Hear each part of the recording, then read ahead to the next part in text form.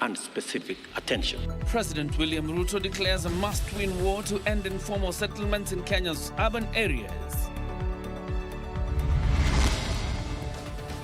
And the Parliamentary Committee on Agriculture CS Mythical in Tourism impeachment holds pre-trial session.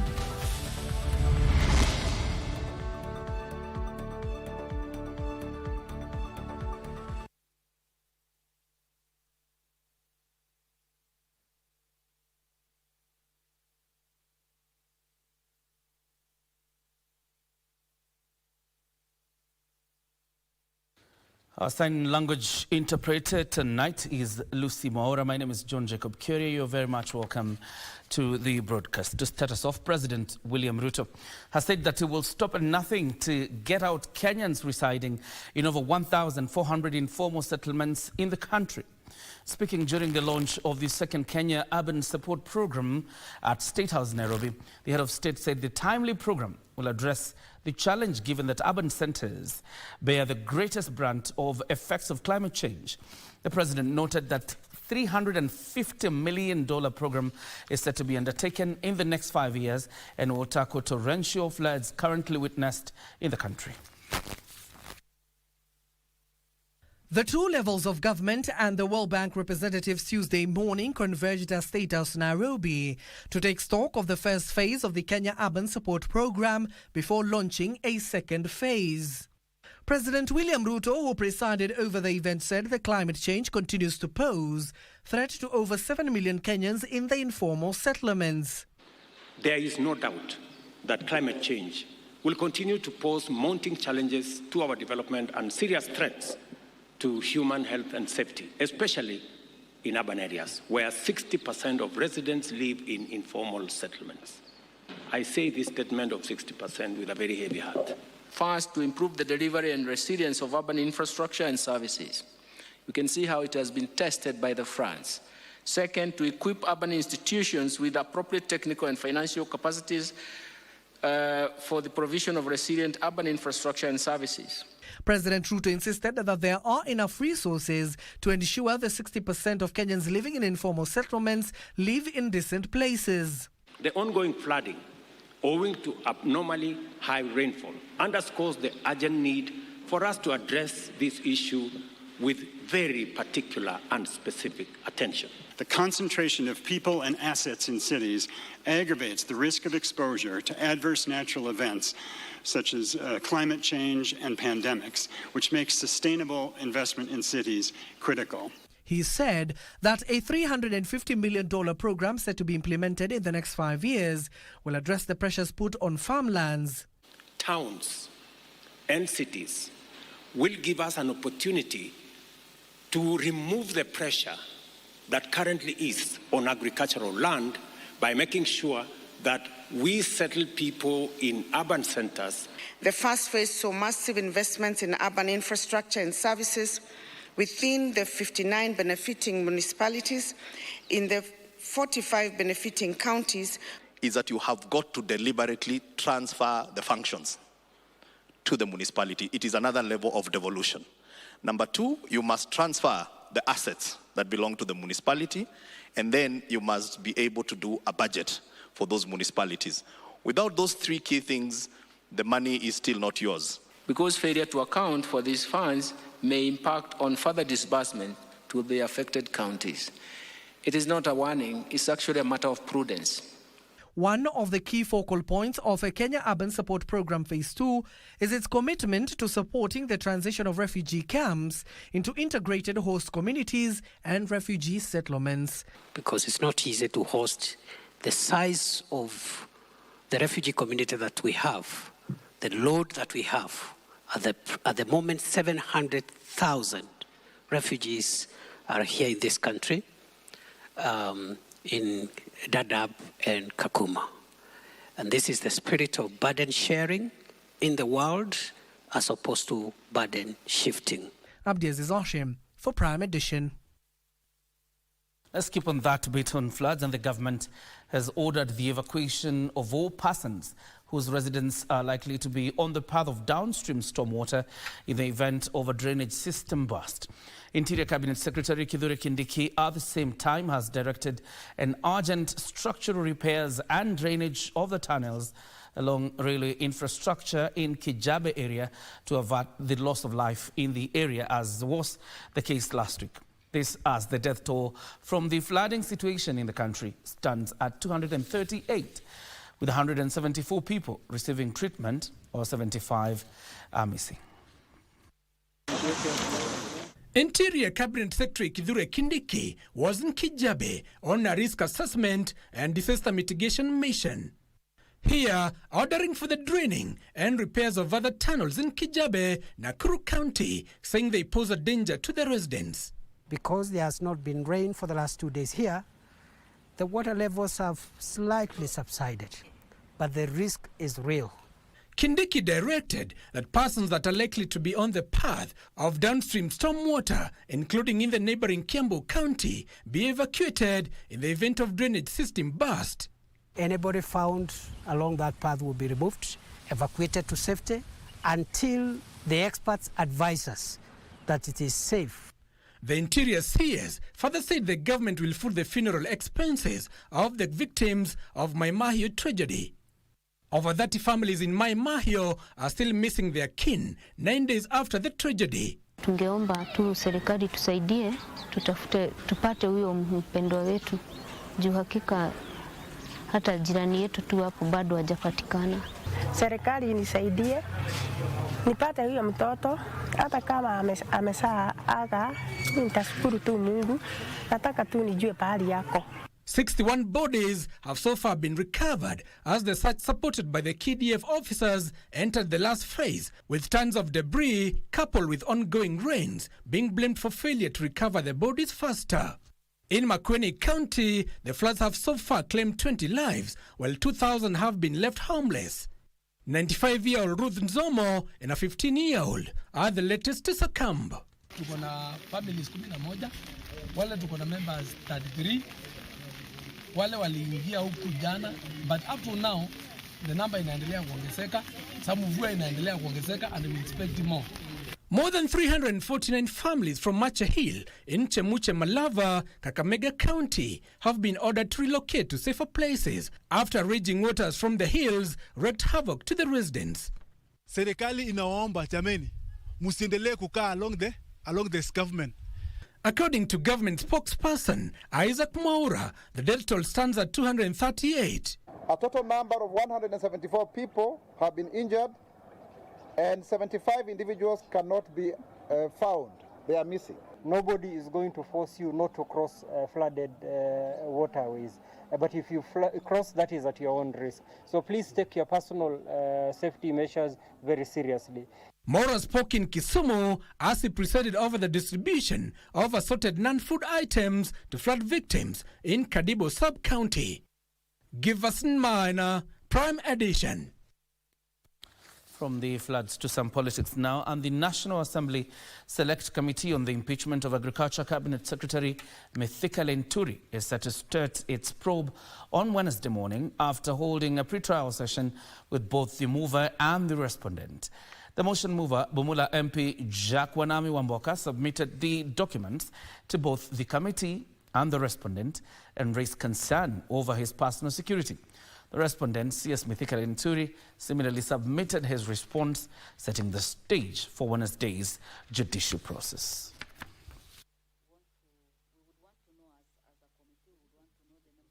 We are in it. We are ready to show the world that we meant it, that indeed the Speaker of the National Assembly was right, that this motion meets the threshold, that indeed the 149 members, and for us who are members of the National Assembly, no, there were more members, that indeed they were not wrong up to where we are, and that is what we will be seeking to prove. It's also been challenging, Madam Chair, that I've had to enhance my security. It's not been easy. I've been followed by unmarked cars, strange people, but we will soldier on. I intend to call witnesses who will adduce oral evidence. I intend to place before the Select Committee authorities, constitutional authorities, and the case law, and the Select Committee will be able to have a look at and decide on the issues before the court. Chair and members, I wish to confirm that on behalf of the Cabinet Secretary, we are ready for tomorrow's proceedings. We have to that end complied with the committee's directions, and today afternoon we have presented to the Secretariat the following documents. One, a replying affidavit sworn by the Honorable Franklin Mithika Linturi on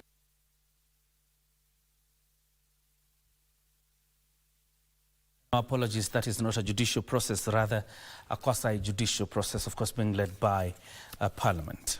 In our skills of justice, the spouse of former Murang'a Governor Mwangi wa Iria has finally been charged with conspiracy to defraud 351 million shillings that was paid to a private company trading as Top Image Media Consultation or Consultants Company. And of course, the accused Jane Waigwe Kimani appearing before trial magistrate Victor Wakumbe and denied graft charges leveled against her. She was released on a 5 million shillings bond. Details of this story and more on the Skills of Justice segment. Again on the 30th, Your Honor.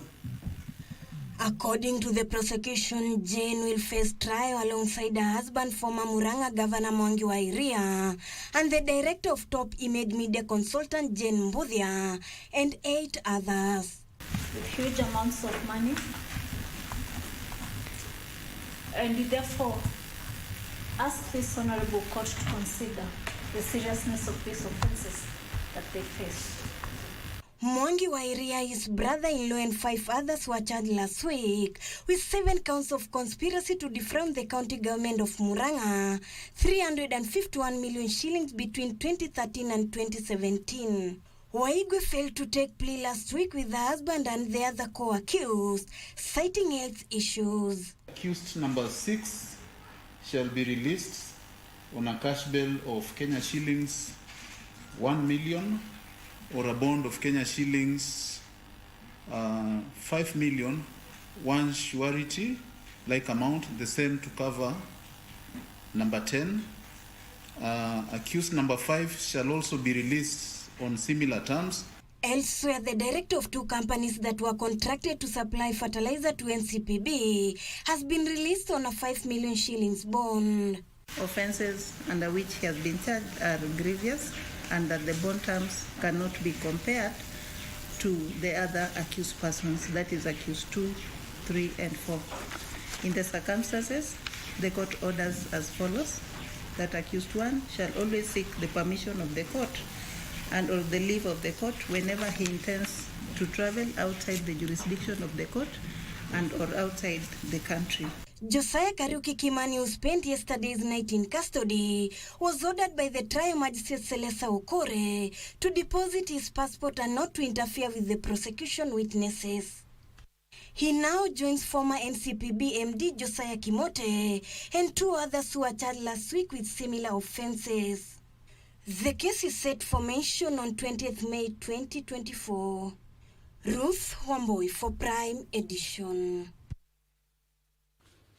Let's shift focus on the ongoing health crisis in the country. And the Kenya Union of Clinical Officers, KUCO's countrywide strike is still on.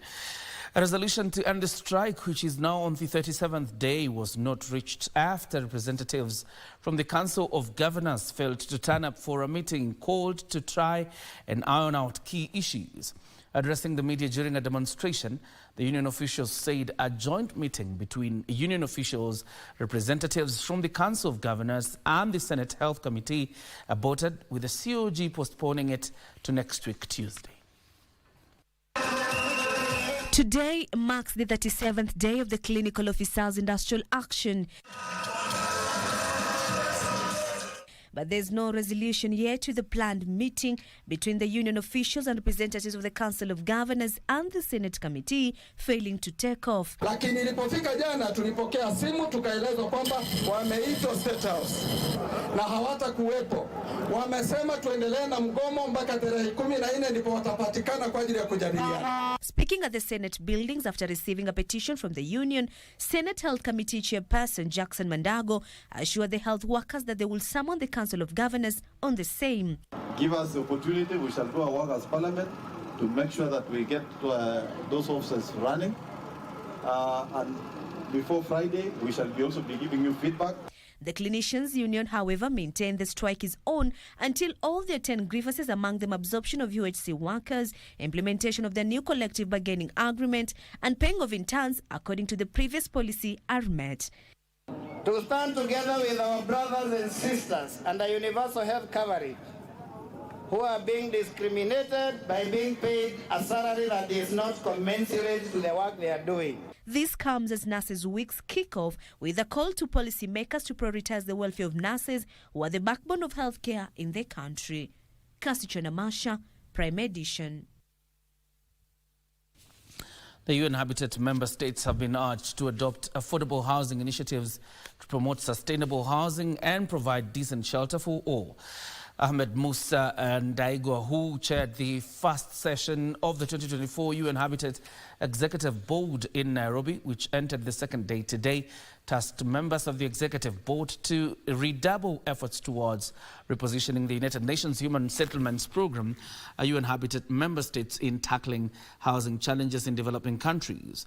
His sentiments were echoed by the UN Habitat Acting Executive Director, Mikao Mildina, who argued that affordable housing initiatives will not only make houses affordable, but also promote development. Without housing, you'll find that the settlement and the environment will not even be there. So that's why the importance of housing is very key, especially for the developing nations, affordable housing, for even other developed nations. Affordable housing is very key to them. And that's the essence of that. That's why housing is very key to economic development, job creation, and human living. We will have the World Social Summit, and we are bringing the issue of housing as core of all social policies. So, as you can see, it keeps us busy on multiple fronts. Strengthen the capacity of many of the players in the field of affordable housing and urban development. So it makes a lot of sense for us to come together to address the very large housing deficits across the continent. In our county news roundup, religious organizations in the country have been challenged to take up the war on corruption by forming a formidable movement to tame the vice. Speaking in Nairobi during a conference organized by faith-based organizations to highlight the fight on corruption, policy analyst Cyprian Nyamwamu warned the war on graft in its current state may not succeed since it has been hijacked by politicians. Here is the time to reawaken the conscience of the nation so that we can be able to build a movement that really restarts the war against corruption, because right now there's no war against corruption. Still in Nairobi, Kenya has been challenged to embrace nuclear energy for diagnosis and treatment of cancer, as well as production of electricity. Our space in this field of science, technology, and innovation.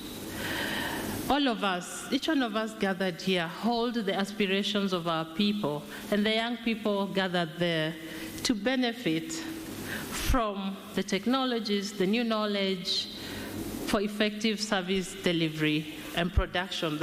Elsewhere, the Kioria County Assembly has passed an ad hoc committee report to investigate the embezzlement of 39 million shillings under the Kazi Mtaani program. The county government of Kericho might have lost quite substantial amount of money. As a committee, we requested the contractors who were given the jobs, the 15 of them, to appear before us. Only one contractor appeared before the committee, and the 14 did not.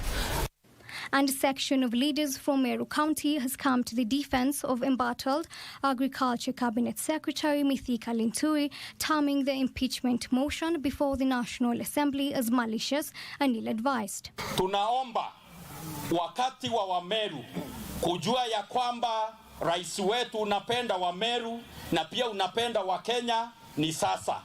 Ile committee ya 11 members of National Assembly ambao wako na kazi ya kuchunguza na kupeana report, tunaomba tafadhali mpeane report ambayo inasema Mithika hana makosa. And a fake job syndicate linking a Nairobi-based businessman, James Wanjohi, has taken a different twist, with members who have benefited from his company accusing those trying to taint his name. And today we are gathered here to disabuse the malicious and frivolous, baseless accusations that have been leveled against one who is none other than Hon James Wanjohi and his businesses. Personally, I've benefited of his rights hard, and he is willing, because he supported our businesses and helped us even with capital.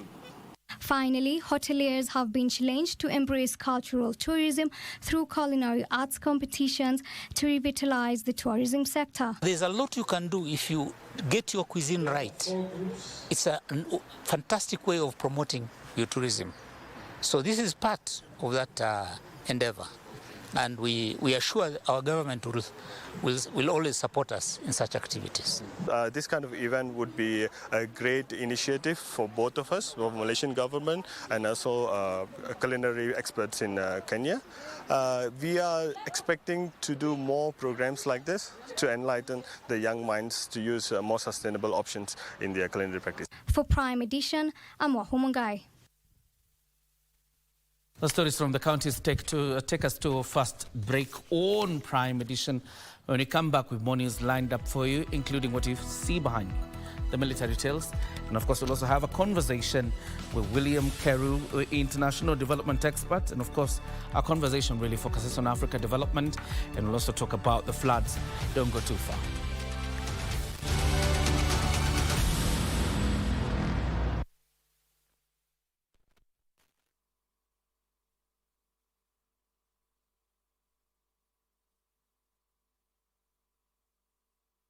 It is any parent's joy to know that their child's education in future is secured.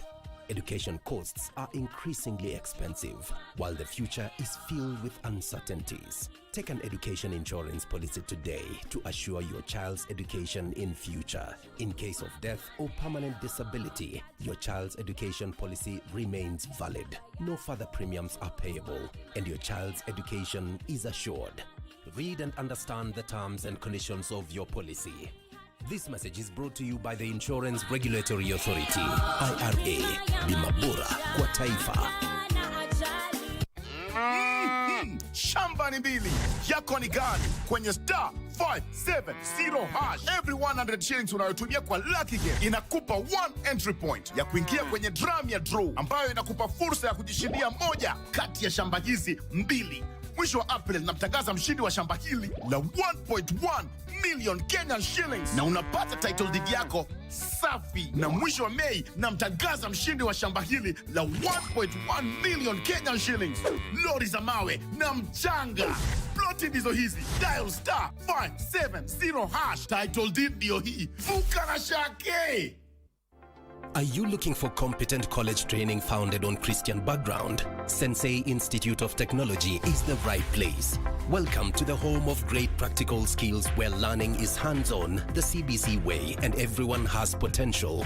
I'm Silvano Magez Mugisha from Uganda. I'm a student in Sensei Institute of Technology. I've taken several courses in Sensei, which is plant operator, plant mechanics, automotive electronics, and solar installation and CCTV. The reason why I've done all those courses with Sensei, Sensei gives the best practical skills in all fields, and these skills always help us to provide our best to the society. I've had a very good experience with Sensei because the teaching staff of Sensei do not only act like teachers, but they even act like parents. So they have given me a good experience in school and outside school. All you need is your ID card to be admitted to either of our 2 campuses in Nairobi and Nakuru. Call us on 0717 951 055 or 0729 891 301. Sensei Institute of Technology. My skills, my future.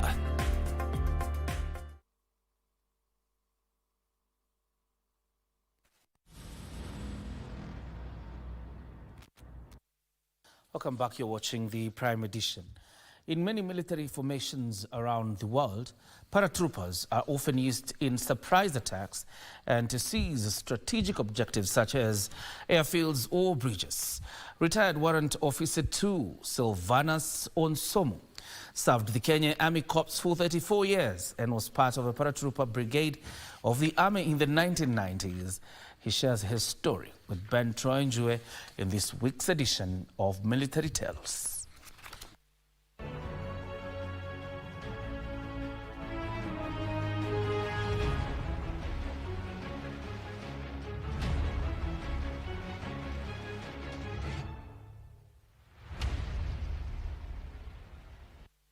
Military paratroopers have been used since the Second World War. They are one of the 3 types of forced entry strategic techniques for entering a battlefield, the other 2 being by land and by water. They usually jump from planes from a height of about 2,000 feet. Well, for many people, me included, we are afraid of heights. But for the military, height is nothing. Today on Military Tales, we are here to feature the story of one Sylvanus Onsomu, who was a paratrooper during his days. We are in Nakuru County to visit one former Army paratrooper, Warrant Officer 2 retired Sylvanus Onsomu. Mimi naitwa Sylvanus Onsomu Manua. Nilisaliwa 1950 mwezi wa 4 tarehe 4. Nikaenda shule mwaka 1959 kufikia 1968 nikafanya mtihani ile ilikuwa naita CP. Nikakaa nyumbani kama miaka miwili hivi 3. Nikaandikwa chess. Wakati hiyo training tulikuwa nafanyia hapa Lanet FTC, Armed Forces Training College. Na baada ya kutrain miezi 6 nikawa posted Lang'ata. Kikosi kilikuwa kinaitwa 5K, hata sasa ni 5K. Kufikia 1973 tuliama kutoka Lang'ata tukakuja Girigiri. In 1975 he trained as an army paratrooper and later joined Isiolo School of Artillery. Amwa paratrooper naweza anguka mahali popote. Nikatoka hapo nikaenda kujiunga na kikosi cha msinga kinaitwa Artillery. Nikawa posted Isiolo School of Artillery. Nikaenda Embakasi attachment 1991 tena nikarudi Isiolo. Kutoka Isiolo tena nikarudi hapa Girigiri. Nikastaafu 2005. He admits being a paratrooper was nerve-wracking. Kiwa juu kabisa, tuseme kama mita 3,000 hivi, ukiangalia chini unaona parapara ni kama panya, njia ya panya. Na hiyo kwa kuruka hiyo lazima muimbe sana. Mnaimba yani mnakuwa na morali. Tunakusha. Ukifika hapa, ukisinzia hapo unasukumwa. Sababu utaleta jamu hapa. Na nikusinzia kwa sababu ya woga. Ndio, ukifika ukiangalia huko chini utaki kuona. Watu wengine wanasema macho. He notes the modernization of weapons in the forces has greatly improved security in the region.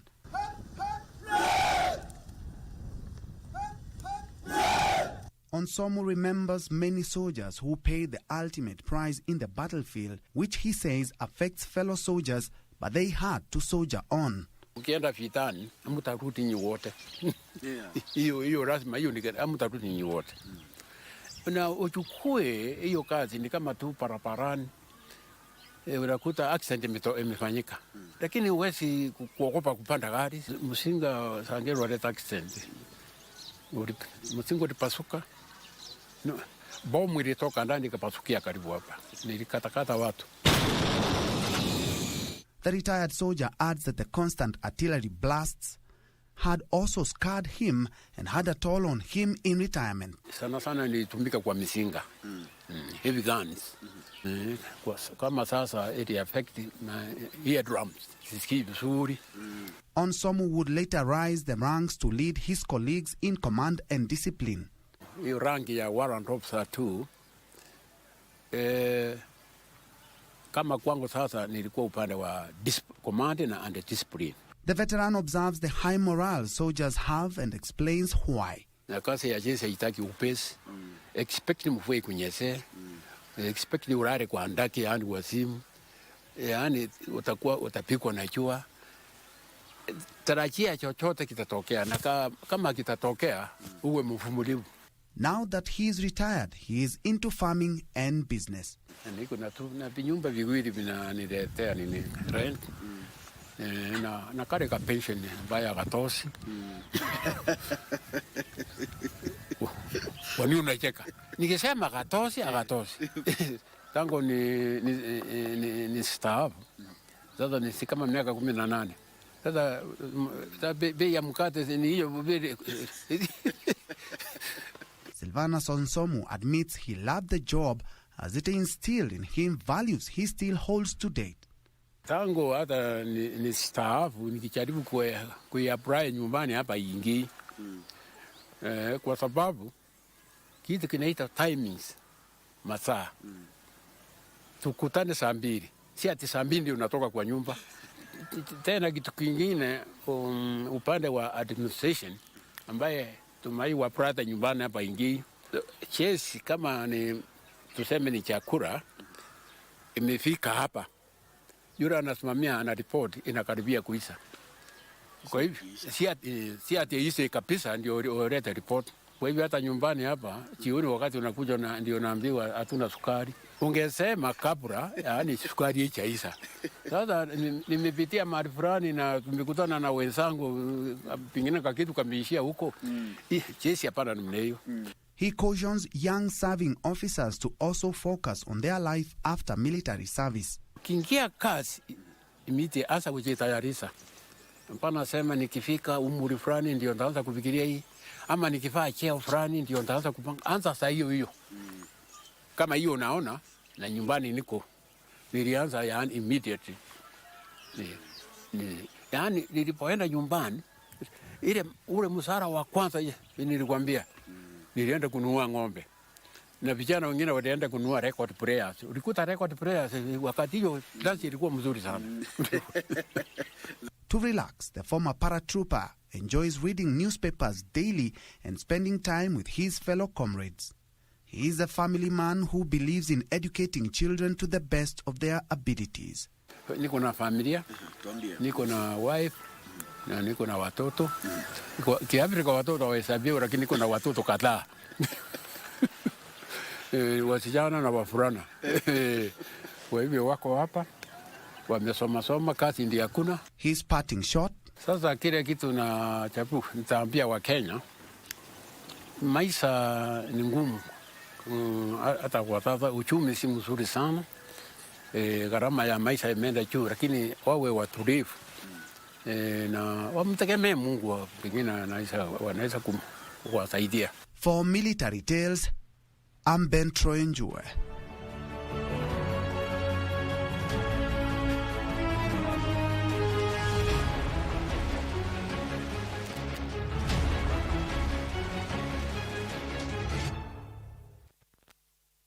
Very much, Ben Troy Njue, for that wonderful piece on Military Tales. We want to switch gears now and have a conversation tonight. William Carew from the Economic, Social and Cultural Council, ECOSOC Secretariat at the African Union, where he heads that ECOSOC and also is an international development expert, joins us on set. How are you, sir? I'm okay. You're doing well? Oh, yes. Absolutely. Let's begin our conversation with some of the news you've seen us carry today, and that is regarding the flooding situation in the country. And as it doesn't just affect Kenya, it also affects some of the neighboring countries like Tanzania. But from where you sit as the Economic, Social and Cultural Council, sometimes even advising the heads of states in the African Union, how do you approach the aspect of climate change and the crisis we are dealing with right now? Thank you very much. I think to start with, we need to first and foremost indicate that the issue of climate change is a global concern, and it is a major concern for the African Union. We've seen the commitment from the side of the African Union. In fact, a conference was hosted last year by His Excellency the President William Ruto. That is also a manifestation of the commitment from the side of the African Union. In terms of ECOSOC, as an advisory organ of the African Union, what have we been doing in relation to issues of climate change? We are a policy development interface that provides advice to the policy decision-making body of the African Union, the Executive Council, and the heads of state, which is the Assembly. And I think what we have done in recent time is to convene a multi-stakeholder consultation and at the same time undertake empirical-based research so that we have evidence to be able to inform policy on the basis of evidence. So we have provided a policy advice to the African Union on how we can tackle and then also create a much more multi-stakeholder kind of engagement for us to be able to address these issues of climate change. It's a major concern. And I'm in solidarity with what is happening in Kenya. In fact, the African Union chairperson has issued an official statement in solidarity with the people and government of Kenya. It's good you reference policy from where you sit as ECOSOC, because we want to understand your role as ECOSOC in relation to what role do you play in the African Union. You mentioned policy. Is that the only thing you do with the African Union? Not really. And it is important, this year we are commemorating our 20 years of existence. So ECOSOC has been in existence for 20 years, since 2004. So historically, the organ was established in 2004, officially launched in 2005, under the leadership of the former Nigerian president, and who was then the chairperson of the union, Chief Olusegun Obasanjo. And after the launch, ECOSOC, under Article 5 and 22, was given a mandate to be able to provide advice.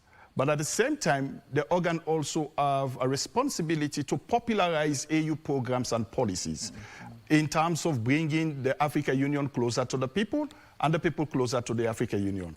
So we undertake a lot of initiatives at various member states level, such as the Africa Continental Free Trade Area, bringing awareness to it, the aspects of free movement of people, and then many other development initiatives, climate change and the likes. So we raise awareness and at the same time provide advice to the African Union, especially on policy-related issues.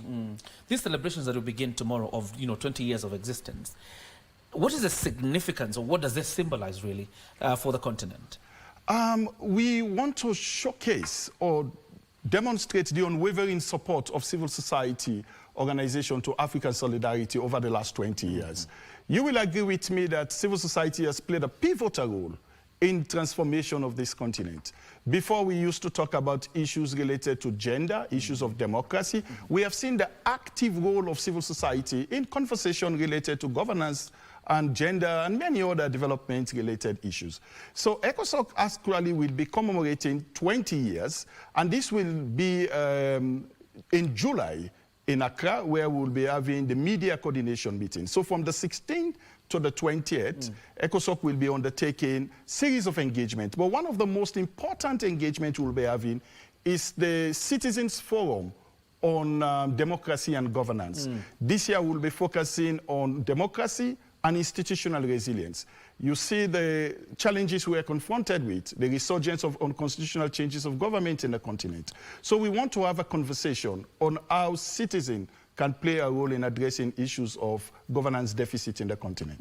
When you talk about governance deficit, it's good you mention it, because those are some of the Pan-African values that I would assume that you are promoting.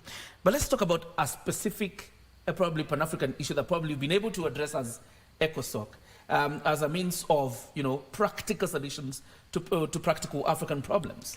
Issues of peace and security in the continent. Article 20 of the Peace and Security Protocol provides and encourages ECOSOC as an organ of the African Union to promote peace, security and stability in the continent. So if you look at what is happening in the continent in terms of violent extremism, terrorism, transnational crime, and the resurgence of unconstitutional changes of government, these are critical issues that touches on our democracy. ECOSOC as an organ has been engaging with relevant stakeholders. One, in creating awareness. Two, discussing issues related to policy that will help to shape the trajectory that we want to go. And above all, looking at how we promote democracy and the credential of democracy in the continent is very important, because it is only when you have a much more democratic process that you create space for citizens to thrive. I want to understand, particularly when you're referencing aspect of security, war and instability. Is it intra-Africa, or when you're engaging the heads of state from the African Union, it goes beyond the borders of a continent? Well, if you talk about peace and security, it has its own effect, whether in the continent or out of the continent. An instability in Africa is an instability in the globe at large. And therefore, when we talk about peace and security, the African Union has established what we call the African Peace and Security Architecture. This is an architecture that is built on structures, on principles, on objectives, and decision-making. And it is actually a structure that is meant to promote peace, security, and stability in the continent. So when we look at our role as civil society organization, one, we want to promote peace. We want to ensure that the continent is peaceful. In fact, one of the aspirations of the first 10 years implementation plan was silencing the gun. And I'm pretty sure many people have been asking whether the guns have been silenced. Indeed, if you look at where we are coming from and where we are today and the number of wars and coups we used to have before the resurgence of the unconstitutional changes of government, you will agree that a lot has been done and significant progress has been made. So we are engaging with relevant stakeholders to discuss some of these issues. But we want citizens to be at the center of the conversation. Because when all is said and done, citizens are the ones who are mostly affected. Therefore, they need to be part and parcel of that conversation. They need to be part of the decision-making process. They need to sit on the table to be able to determine where we want Africa to go. Tell us about 3 strategic goals that you have now moving forward. Now that you're celebrating 20 years, some of the 3 most important strategic goals that you have moving forward. One, this year marks the 20th year, like I rightly said. It's coinciding with the rollout of the next 10 years implementation plan of the African Union Agenda 2063. So we have a mandate to popularize that agenda. So we want to see citizens at the center of the development, at the center of implementation, and they are able to monitor and track the implementation of the first 10 years implementation plan. The second aspect is on free movement of people. We've seen a lot has been said in terms of free movement. As we speak, only 4 countries have ratified. So we are embarking on an advocacy campaign continentally, engaging with member states to see how we can have more ratification. We need 15 ratification so that we're able to move it into law. And we want to be very grateful to the government of Kenya. At least we can move in comfortably without necessarily going through the challenges of visa and the likes. And then lastly, if you look at the aspects of the Continental Free Trade Area, which has been signed by 54 countries, ratified by 47, it is the largest trade area in the continent of about 1.3 billion, with a total GDP of about 3.4 trillion. So it is significant, and the potential that it has to remove or to lift about 30 million people out of poverty. So we want to see how we can raise awareness in the issue of Africa Continental Free Trade Area so that member states look at it from a multilateral perspective rather than from a bilateral trade agreement. Because that is the only way Africa will benefit from it. As we wind up very quickly, who is welcome to your meeting? How are you engaging members of the civil society? So the meeting tomorrow is a colloquium, and it's going to be a conversation where we will engage with the media, we'll engage with civil society, the private sector, government representative, regional economic communities, and regional mechanism. We want to have a conversation on issues related to peace and security so that we can be able to provide input into the larger conversation that is taking place on the Summit of the Future. So it will happen tomorrow at the Safari Park spot Hotel. You are welcome. Safari Sports Club. Safari Sports Club. Okay. Sorry about it. Yeah. All right. Thank you very much. And of course, we wish and probably, hope for greater engagements with particularly the Kenyan media on the aspect of what you're doing in the African Union. And we wish you all the very best. Thank you very much. Thank you very much. Thanks a lot. That is William Karu, an international development expert, but of course the head of Economic, Social and Cultural Council Secretariat at the African Union. And that meeting with civil society organizations is very important tomorrow. Of course, if you're a member of a civil society organization, you can make your way tomorrow to the sports club there. And of course, it's just along the University Way. Now, up next is Business with Carol Jenga.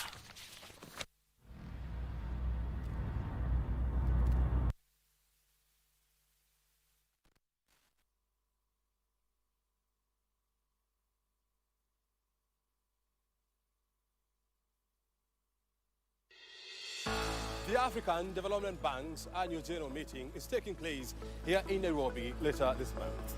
This meeting is coming at a critical time when there's a growing call to reform the global financial architecture.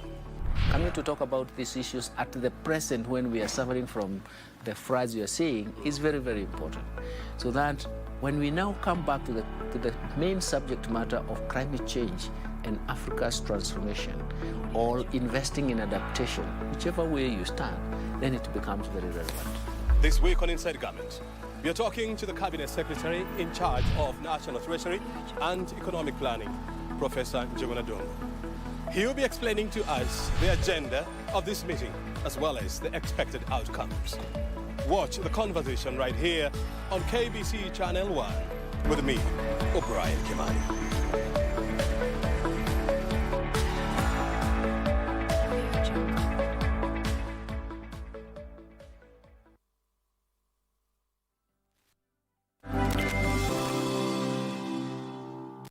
Staying with us, we now change gears to business news of the day. My name is Weri Mujenga. Kenya is in advanced talks with the European Union and the United Arab Emirates for the adequacy decision to promote cross-data transfer. ICT and the Digital Economy Principal Secretary Engineer John Tanui says talks are in line with the AU agenda to develop a harmonized framework that will facilitate free cross-border data transfer. And private organizations are increasingly harnessing data to drive strategic decisions. With the rapid growth in the development of intermediate digital infrastructure, digital identification systems, digital payment systems, and operationalization of the African Continental Free Trade Area, an interoperable digital system among African states is critical. To this end, ICT experts are advocating for free flow of cross-border data transfers to allow manufacturers, healthcare providers, educators, financial institutions, and consumers access the best technology to facilitate digital trade. Of specific importance is that of safe cross-border data flows. A first step is ensuring the data protection laws are in place. The second one is obviously to operationalize them effectively. These are critical steps towards Africa's single digital market and towards a global area for safe data exchange. When you look at the growth in Africa, when we have free data flows, the market is enormous. The job opportunity for the youth is many. What we call business process outsourcing, we are looking at jobs in hundreds. See how we can unlock the barriers of business, barriers of trade, to ensure even a small business in Kenya can comfortably send their data and transact with another entity in another jurisdiction. Engineer Tanui says discussions for an adequacy decision with the European Union is currently underway to promote cross-border data transfer. EU have a procedure and a process that will need to certify that we meet that criteria, and it's called adequacy. You must achieve an adequacy level. So we have made good progress. There's conversations, and we will be the first African country to achieve that level. They called for a robust risk mitigation framework and regulations that speak to each other. Conservation is central to the success of tourism that generates billions of shillings in foreign exchange earnings and creates numerous job opportunities. Speaking when Mount Kenya Wildlife Conservancy released 10 mountain bongos into the Mawingu Sanctuary, First Lady Rachel Ruto said conservation is key in protection of the natural wonders and wildlife that attract visitors. The rare mountain bongo antelope was nearly driven to extinction due to factors like hunting, poaching, and habitat loss. Currently, an estimated 100 bongos exist across 4 locations in Kenya, including the Mount Kenya Wildlife Sanctuary. First Lady Rachel Ruto was Tuesday at the Mount Kenya Wildlife Conservancy to witness the release of the 10 mountain bongos into the Mawingu Sanctuary. She underscored the need to continue protecting endangered species and preserving their habitats. This bold step has proven successful and stands as one of the most iconic wildlife conservation programs ever undertaken in Kenya, sending a message of hope that rewilding is possible. The program is truly a call for us to protect the natural wealth and wildlife of our great country, Kenya.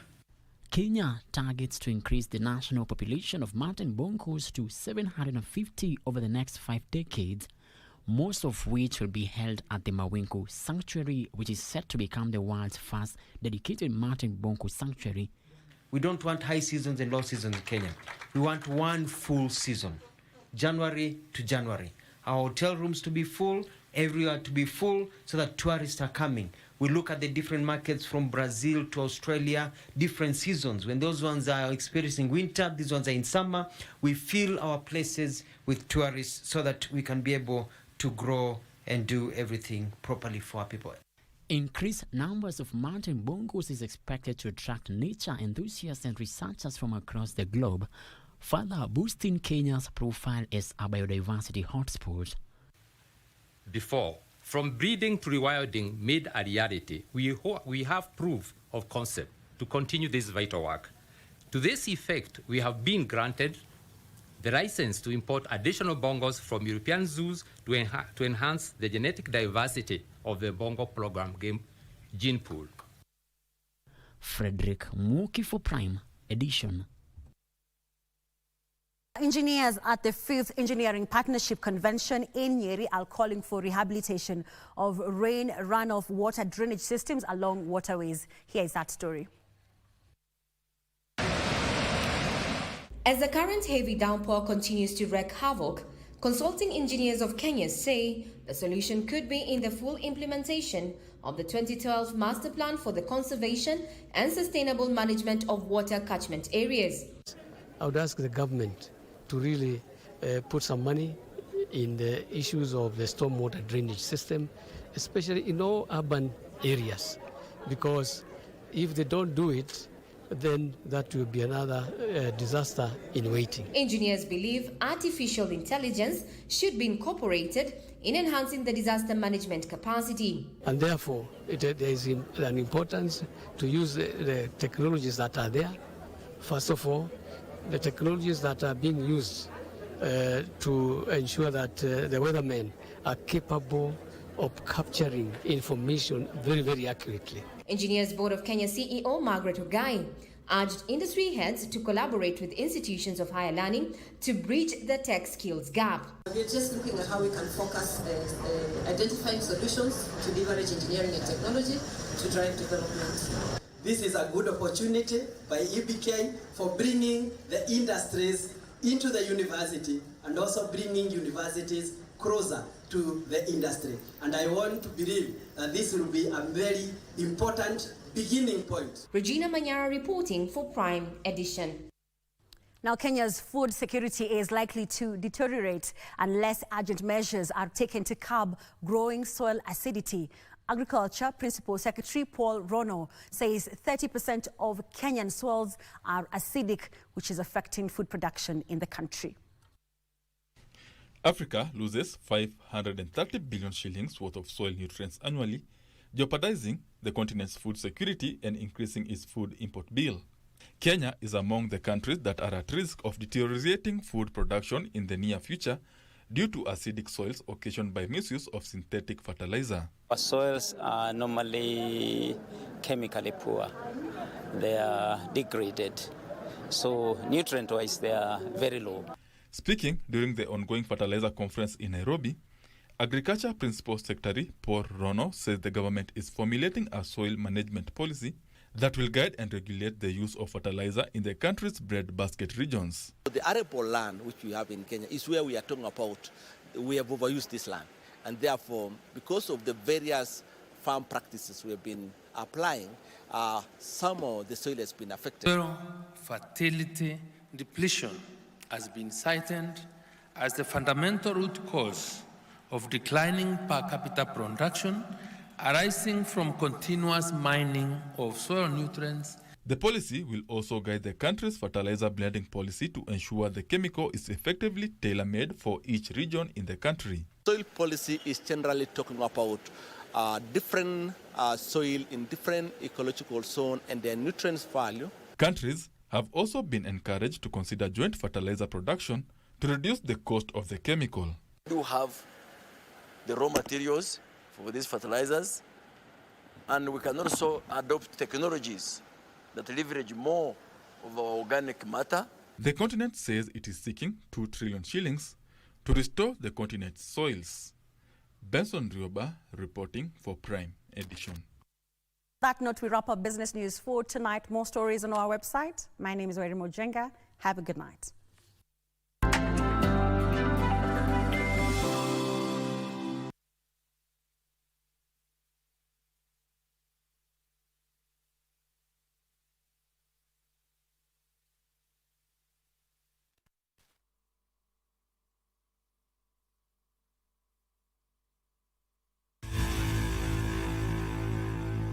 Sports News is brought to you by Mozart Bet. My name is Daniel Wahome and welcome to Prime Edition Sport. African Games champion Emily Ngi won the 10-kilometer women's walk race as Leah Jeruto-Kibet matched that feat in the women's 3,000-meter steeplechase on the second day of the 44th edition of the Kenya Defence Forces Track and Field Championships that are taking place at the Ulinzi Sports Complex in Lang'ata, Nairobi County. Emily Ngi clocked 48 minutes and 40 seconds, beating second-placed Assumpta Ikate and third-placed Naomi Chepkurui by 4 to 5 minutes, respectively. Simon Wachira triumphed in the men's category with a time of 43 minutes, 45 seconds, followed by Stephen Muktuku, who recorded 43 minutes and 49 seconds, while Nicodemus Musau finished third in 44 minutes and 2 seconds. Leah Jeruto-Kibet emerged victorious in the women's 3,000-meter steeplechase after clocking 9 minutes and 47 seconds ahead of Diana Chepkorir, who finished seconds in 9 minutes and 49 seconds, while Mercy Wanjiru settled for third in 10 minutes and 1 second. The championship ends tomorrow.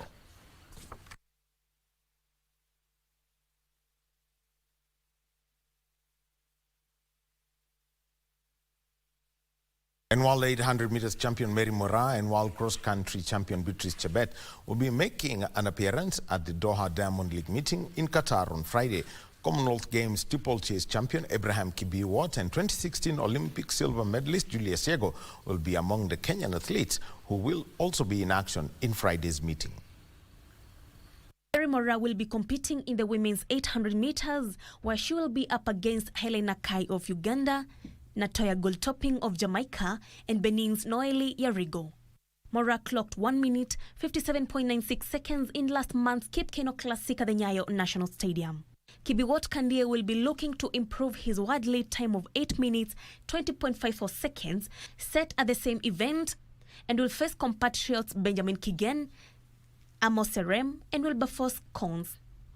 Olympics silver medalist Timothy Cheruiyot, Reynold Cheruiyot, Africa Games champion Brian Komen, and Abel Kipsang will be competing in the men's 1,500 meters. In the women's 5,000 meters, Beatrice Chebet will be racing her 4th race of the year. The world cross-country champion clocked 31 minutes and 5 seconds when winning the senior women's race in Belgrade, Serbia.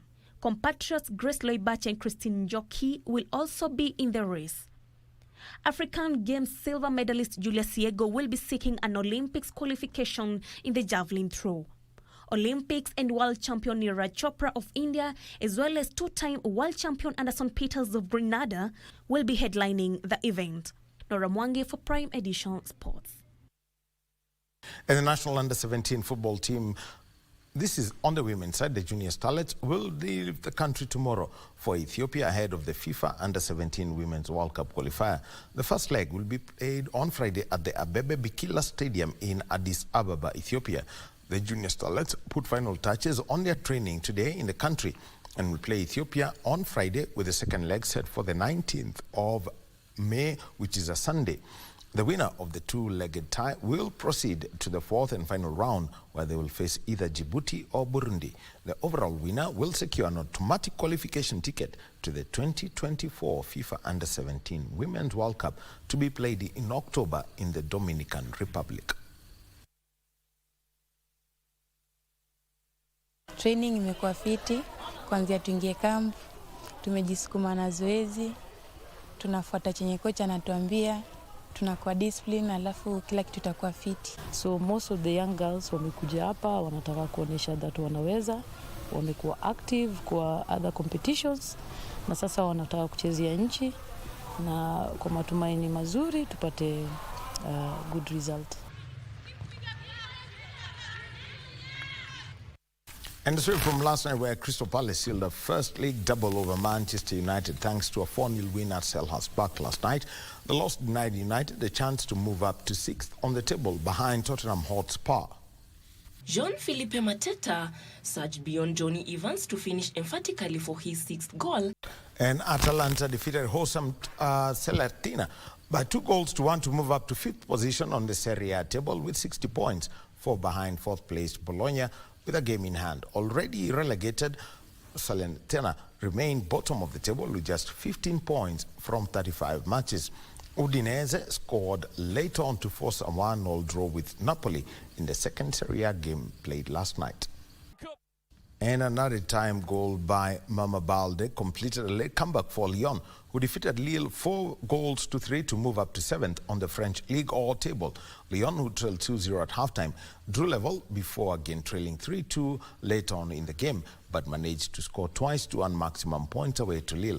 Lyon have 47 points, 2 behind Lens, and keep their European football hopes alive with only 2 games remaining at the end of the season.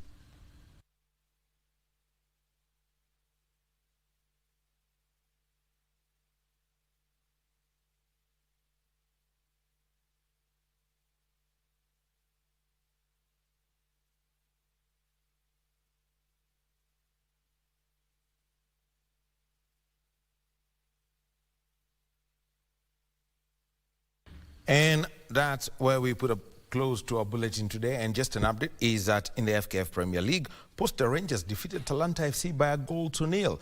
And Ulinzi Stars were held to a 1-1 draw by Nairobi City Stars. So that's the sport for tonight. More coming your way tomorrow. And remember that our women's rugby team, the Kenya Lionesses, are playing against South Africa at the Rugby Africa Women's Cup. So that's at 1 p.m. East African time. We'll be having that in our evening bulletin. Have a good night. My name is Daniel Ohome. Back to you, John Jacob Kioria.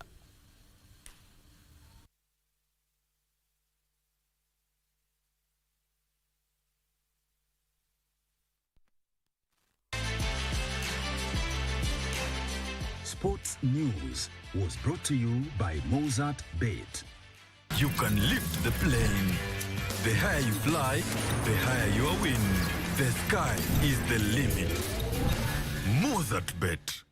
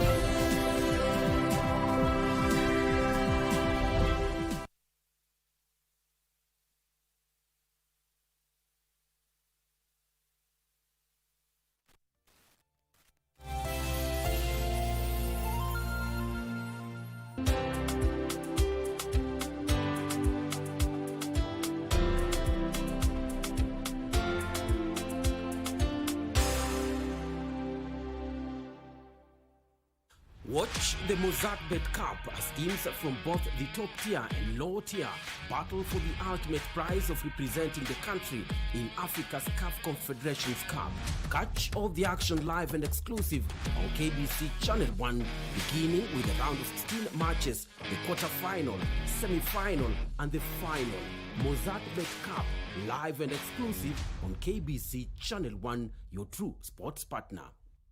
Mpenzi mtazamaji wa